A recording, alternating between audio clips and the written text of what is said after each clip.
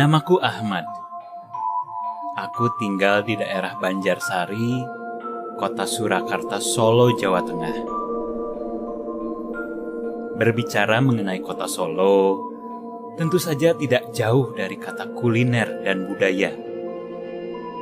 Memang, kota yang terletak di Provinsi Jawa Tengah ini sudah tersohor akan kekayaan kuliner dan juga budayanya.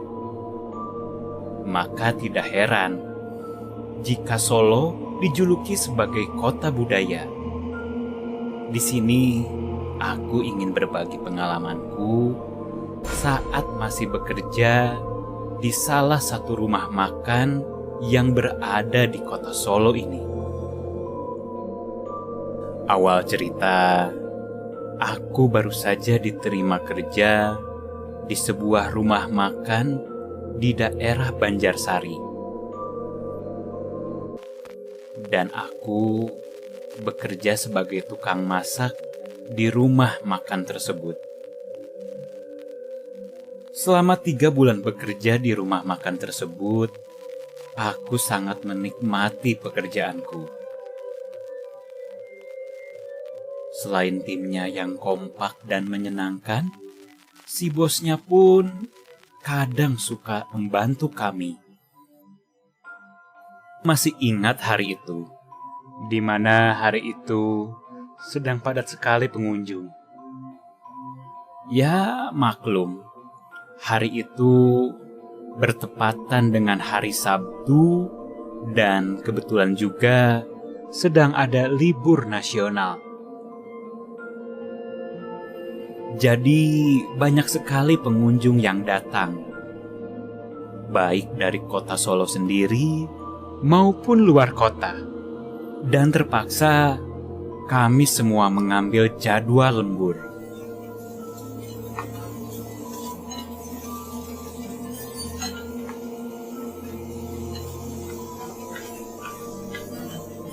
Banyaknya pengunjung dan orderan membuatku jarang melihat waktu. Sampai saat aku melihat jam, tak terasa sudah jam 9:30 malam lebih. Di mana aku baru bisa beristirahat dan siap-siap untuk tutup order untuk bagian kitchen. Biasanya di rumah makan ini, jam 9 baru tutup order. Tapi karena waktu itu sedang liburan dan banyak pengunjung, tutup order jadi jam 10 malam. Oke, close order ya.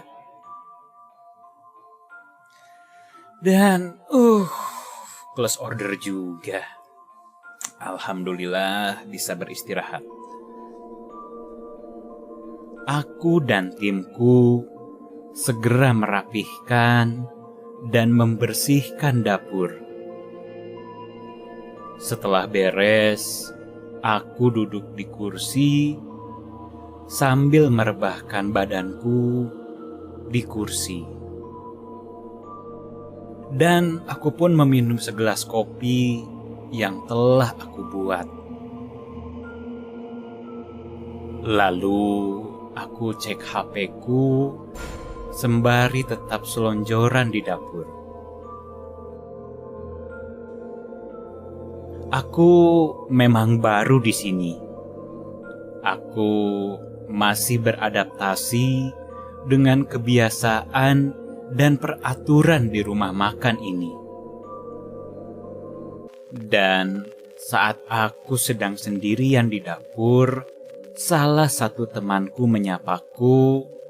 Namanya adalah Mas Ridwan. Mas Ahmad belum pulang? Belum nih Mas Ridwan. Lagi nyantai-nyantai dulu bentaran. Jangan lama-lama sendirian di dapur loh. Nanti kamu disamperin hantu loh. Masa sih? Nggak percaya saya. Masa karena kita sendirian kita diganggu? Aku sih cuman bilangin aja mas. Takutnya bener, gimana coba? Kalau ada, aku masakin nasi goreng, pasti dia suka. Tenang aja mas, aku gak takut sama yang begituan. Mendengar ucapanku, Mas Ridwan langsung berpamitan pulang padaku. Dan kini suasana dapur semakin sepi. Aku mematikan beberapa lampu yang ada di dapur sembari merapihkan barang-barangku. Tapi saat aku sedang merapihkan barangku,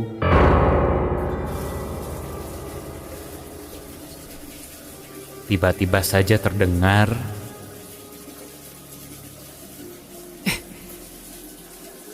ini kan suara keran di kamar mandi. Tapi siapa ya? Terdengar olehku di toilet karyawan ada suara keran air mengalir. Tapi siapa ya? Dan tak lama kemudian terdengar seperti ada suara orang sedang mandi. Nggak salah nih, malam-malam gini mandi. Mendengar itu, aku hanya berpikir mungkin hanya salah satu karyawan di rumah makan ini yang sedang mandi. Aku pun membawa tas dan keluar ruangan loker karyawan.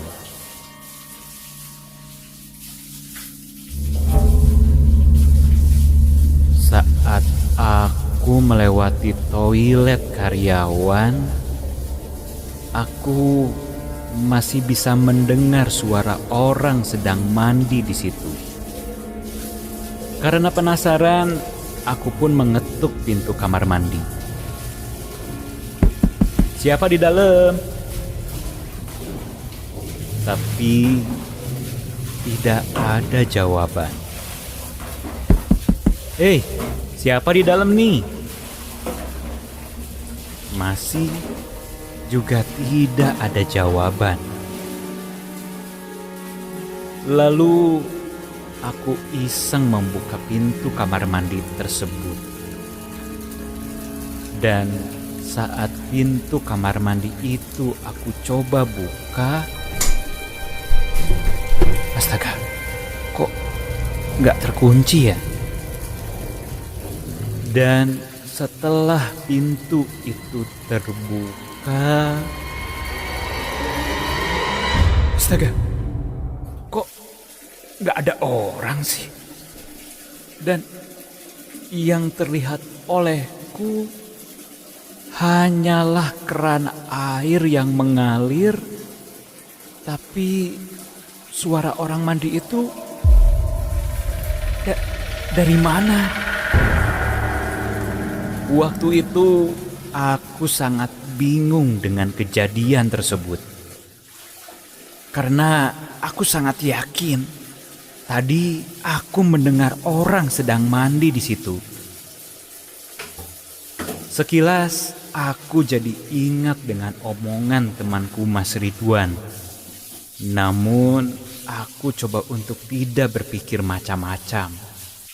Lalu aku pun mematikan keran air tersebut dan kembali menutup pintu toilet.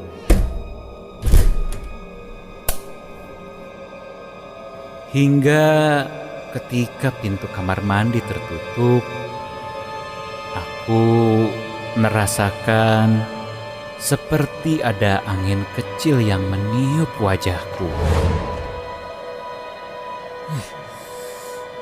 Angin dari mana ya? Sudahlah. Mungkin karena aku kecapean, jadi ngerasain yang aneh-aneh. Aku segera bergegas keluar dari rumah makan tersebut dan menuju tempat parkir. Lalu aku berpamitan pada Pak Satpam yang sedang bekerja malam itu.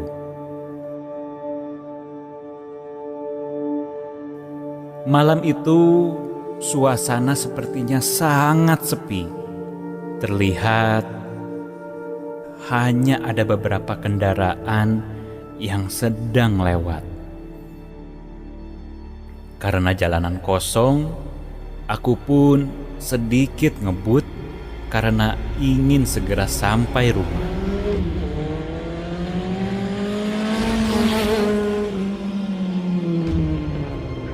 Sampai ketika aku melintasi Taman Balai Kambang, pandanganku teralihkan.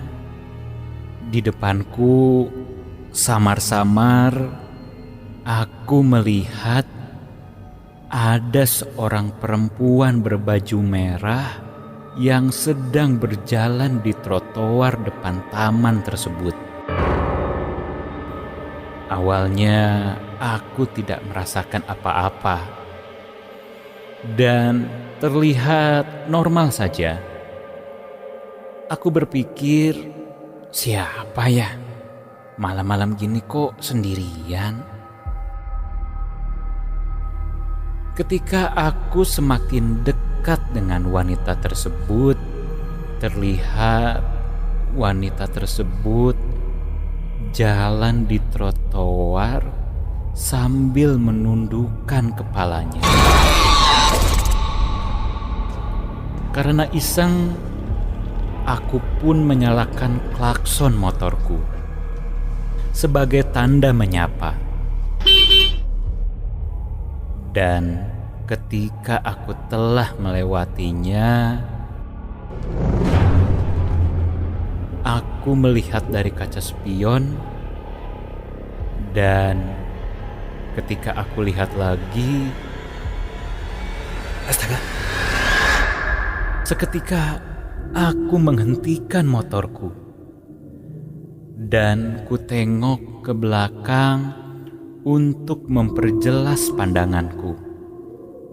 Dan sekarang sosok wanita berbaju merah tersebut sudah tidak ada. Iya, kulihat ke belakang tidak ada siapa-siapa.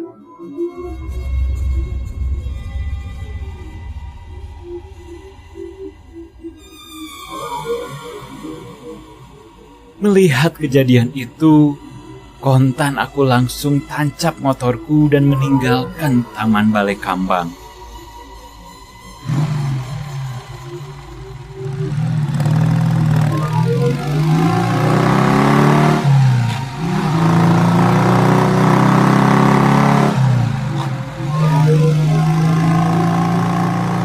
Sepanjang perjalanan menuju rumah, aku terus kepikiran kejadian yang baru saja terjadi padaku. Kenapa perempuan itu bisa menghilang begitu cepat? Jam 12 malam, akhirnya aku sampai juga di rumah. Keadaan di rumah sudah sangat sepi. Pasti semua penghuni rumah sudah tertidur. Aku segera masuk ke kamar, cuci muka dan membersihkan badan. Setelah beres, aku lalu baringkan badanku di atas kasur kamarku. Hari itu sangat terasa melelahkan sekali.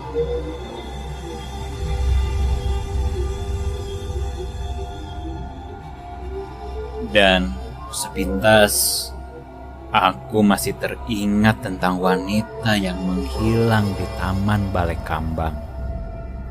Dan tak lama kemudian aku pun tertidur.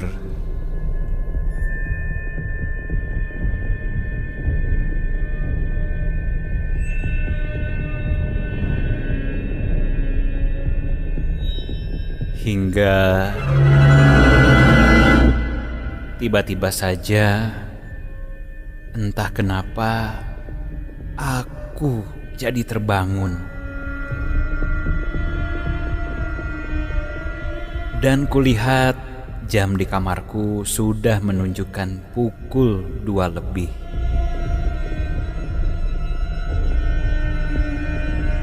Aku terpaku di tempat tidurku dan mataku hanya melihat suasana kamar dan keadaan rumah yang sangat hening.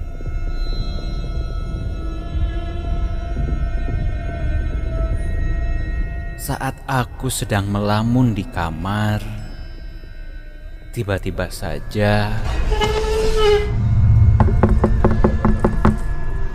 ada yang mengetuk pintu kamarku.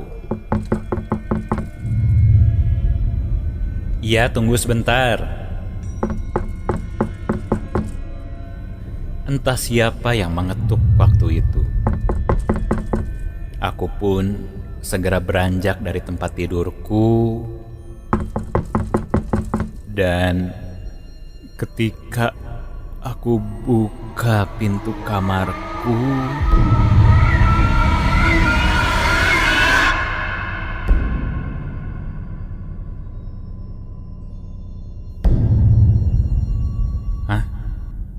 tidak ada siapa-siapa di depan kamarku. Siapa ya? Kulihat sekitaran depan kamar itu tidak ada orang dan sangat sepi sekali.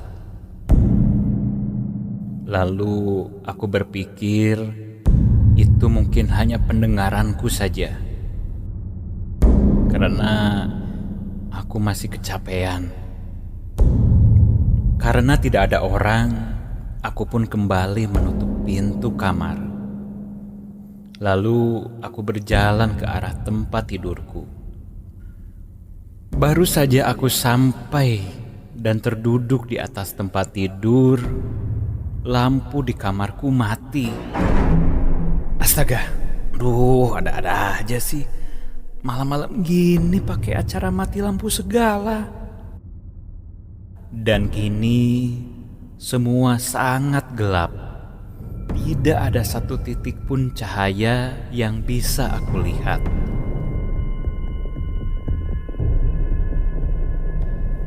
Karena tak bisa melihat apapun, aku meraba-raba tempat tidur dan kembali merebahkan badanku di kasur. Dan tak lama kemudian, listrik di rumah ini menyala kembali. Tapi saat listrik di kamar ini menyala, astagfirullah. Ini ya Allah. Ya Allah. Aku dikagetkan dengan sosok perempuan bergaun merah yang kini sedang duduk membelakangiku di atas kasurku.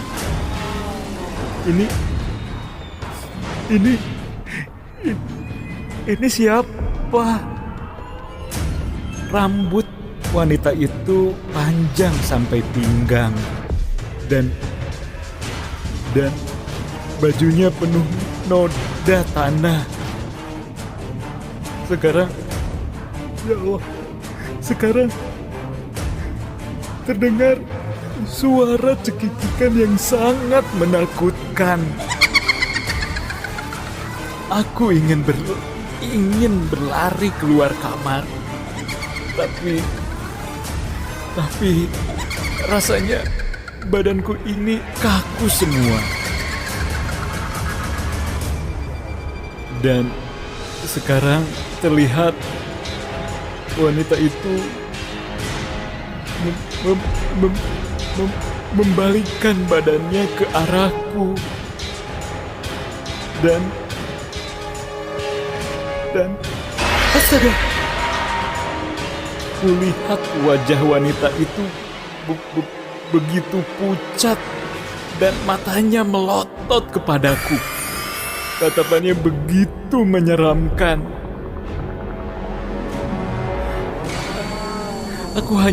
Waktu itu aku hanya bisa berzikir dan berpasrah pada Yang Maha Kuasa dengan berharap aku bisa mengusir wanita tersebut. Dan sekarang tiba-tiba saja wanita itu berdiri di atas kasurku, lalu ia secara perlahan mendekatkan wajahnya ke arahku.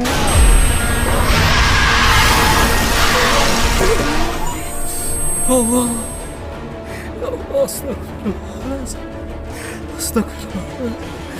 astagfirullah.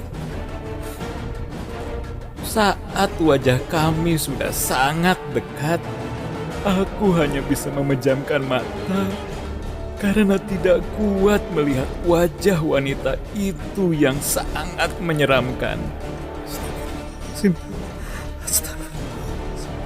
Astagfirullah. Dan sekarang, tiba-tiba saja banyak asap yang menyelimuti wanita tersebut.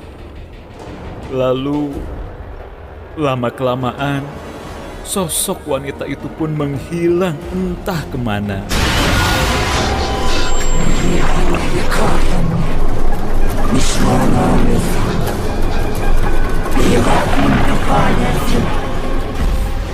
Di situ, aku hanya bisa terdiam karena syok apa yang baru saja kulihat.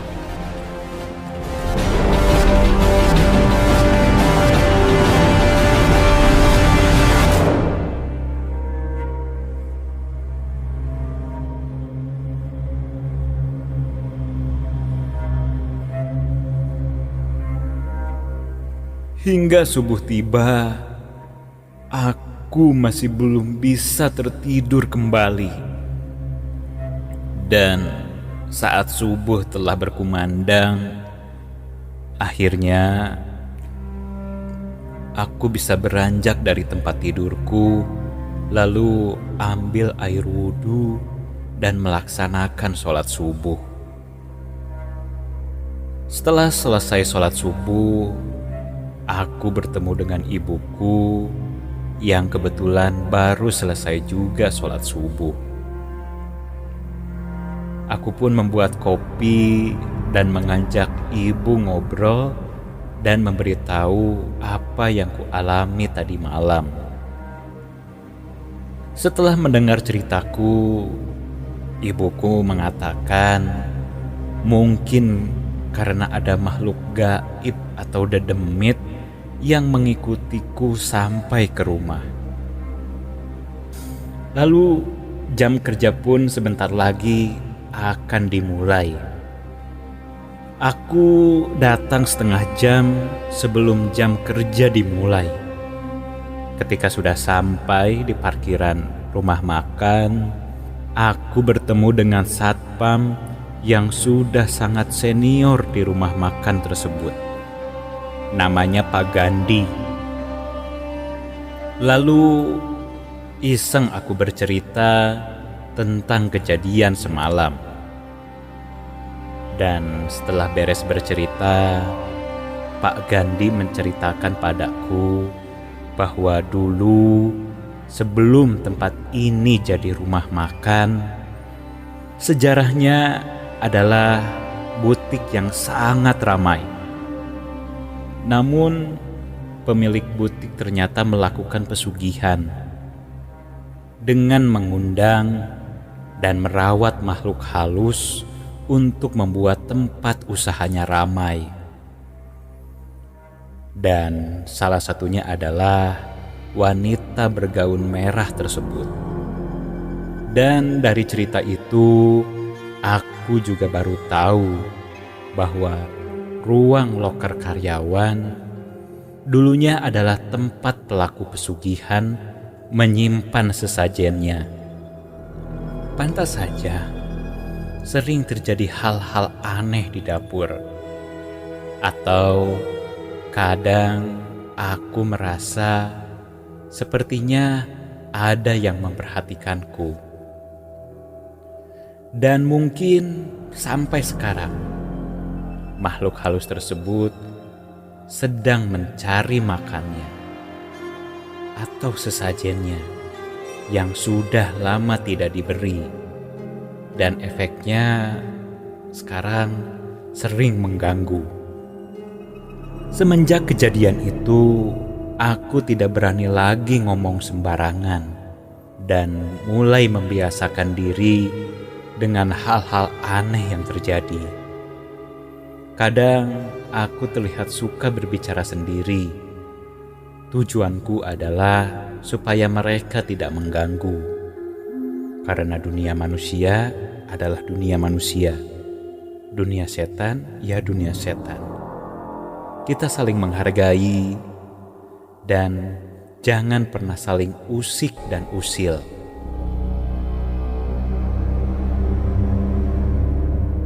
Kuntilanak kemari, kuntilanak kemari, kuntilanak kemari, kuntilanak kemari.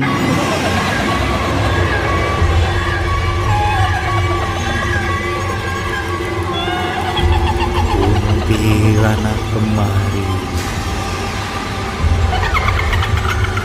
kuntilanak kemari, kuntilanak kemari, kuntilanak kemari.